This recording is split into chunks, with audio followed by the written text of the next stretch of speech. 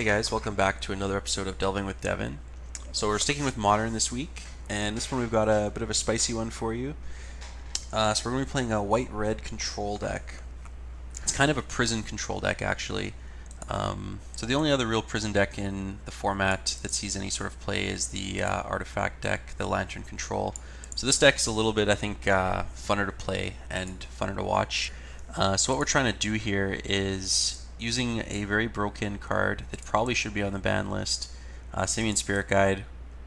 Basically, the Eldrazi Winter showed just how fast mana is, super busted. But what we're going to try to do here is turn 1 Chalice of the Void, or turn 2 Blood Moon them, and basically just try to lock out our opponents that way. So these are basically our counter spells, if you will. Put it on 1, they can't cast any other 1-drops. So we're basically going to try to lock the opponent out through Chalice, Blood Moon, Leyline of Sanctity. It stops them from using any hand disruption against us. Also quite a few combo decks, burn decks can't really beat the card. So once we've locked them out with our pieces, we also have some cards to stabilize if they happen to slip a threat through. So we've got 3 Angers in the main, which is great against a lot of these creature decks that go wide, Collected Company decks, etc. We've got 4 Lightning Helix, and we've also got 2 Celestial Flare. Celestial Flare is really good against Tarmogoyfs. It's good against Infect because all their protection spells don't really do much about it. The other thing is we're not playing Lightning Bolt.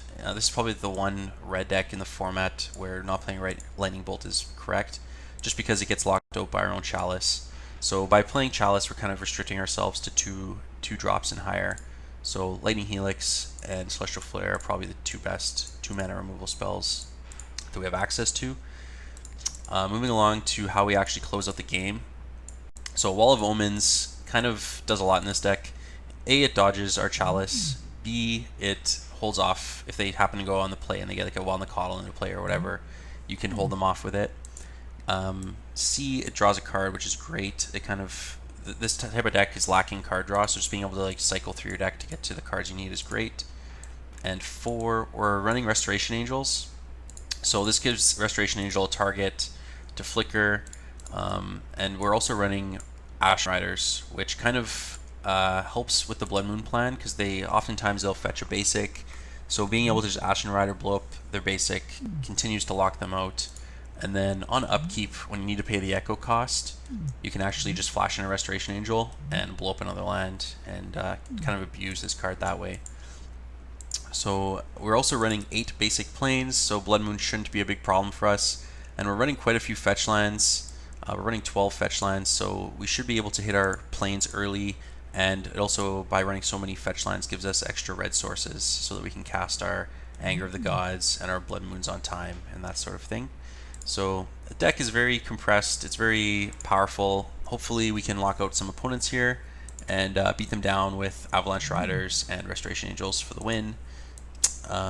Restoration Angel I think is just a really strong card. It's one of my favorite cards actually ever printed. It dodges Lightning Bolt, dodges Abrupt Decay, dodges Inquisition of Kozilek.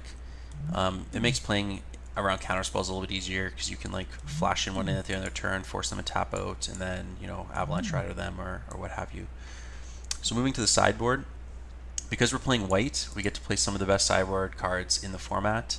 So we get 3 Rest in Pieces against any sort of dredge deck, 3 Stony Silences, which is great against Affinity, great against Tron, and already against Tron we're probably pretty favored between being able to Blood Moon them and Avalanche Riders blow up their lands, but it doesn't hurt.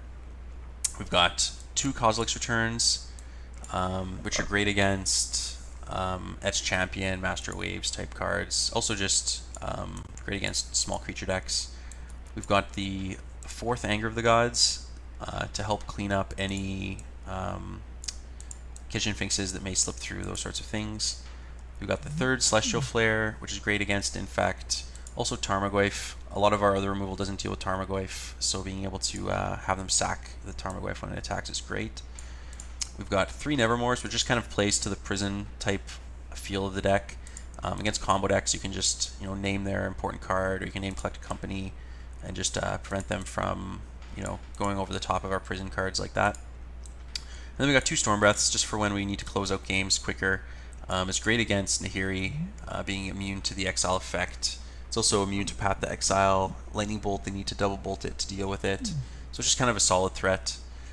This deck has a lot of customization to it. Like the sideboard can be customized. Even the win conditions can be customized. I was trying earlier the Nahiri Emrakul package, and I just feel like the Avalanche Riders might play a little bit more to what the deck's trying to do in like blowing up their basics and keeping them off their colored mana. So I'm going to be trying out the Avalanche Rider package today. And there's the list, and we'll see you guys in the first round.